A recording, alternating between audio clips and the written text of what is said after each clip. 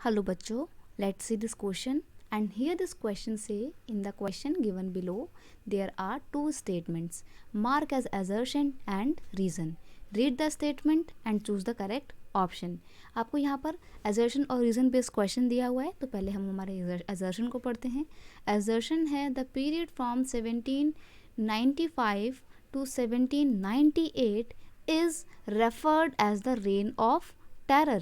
यानी कि 1795 से लेके 1794 का जो पीरियड था ना, वो रेन ऑफ टेरर कहलाता था.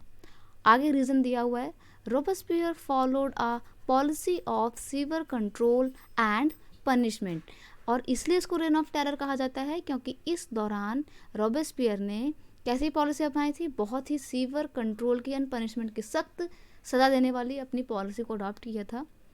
तो ये रोबेस्पियर कौन था? रोबेस्पियर जो है वो जैकोबिन क्लब का हेड हुआ करता था. और ये जो जैकोबिन क्लब था, ये कैसे लोगों का ग्रुप था? कोई अमीर लोगों का ग्रुप नहीं था. ये जो बहुत ही नॉर्मल पीपल होते हैं, बहुत ही सामान्य जनता होती है, जैसे कि बेकर्स का और आर्टिस्ट का, वर्कर्स का, इन लोगों का ग्रुप हुआ करता था जैकोबिन क्लब. और इस क्लब का जो हेड था वो था आपका रोबेस्पियर. तो धीरे धीरे ये जैकोबिन क्लब बहुत ज़्यादा पावरफुल होता चला जाता है और रोबेस्पियर पूरी की पूरी पावर अपने हाथों में कंट्रोल कर लेता है. लेकिन यहाँ तक तो ठीक था, चलो कंट्रोल इस्टेब्लिश कर लिया, लेकिन वो जो भी उसके अगेंस्ट में कुछ भी बात बोलता था, जो भी उसका विरोध करता था उसकी किसी बात का, या रिपब्लिक का जो भी लोग विरोध करते थे, वो उनको सीधा गिलोटिन पे चढ़ा के मार देता था. गिलोटिन क्या होता था? एक तरीके से एक मशीन थी जिसमें गर्दन काट देती थी लोगों की. तो उस मशीन में चढ़ा के लोगों को मार देता था जो भी इसका विरोध करते थे. इसलिए बोला गया कि इसका पीरियड जो है वो रेन ऑफ टेरर का था. तो हम यहाँ पर कह सकते हैं ये बिल्कुल सही बात है. एजर्शन और रीज़न दोनों ही बिल्कुल सही हैं. और रीज़न एजर्शन को क्योंकि बिल्कुल सही तरीके से एक्सप्लेन करता है, इसलिए आप ऑप्शन ए पे टिक करोगे कि both A and R true and R is the correct explanation of A. यहाँ पे क्वेश्चन का की कॉन्सेप्ट है रेन ऑफ टेरर.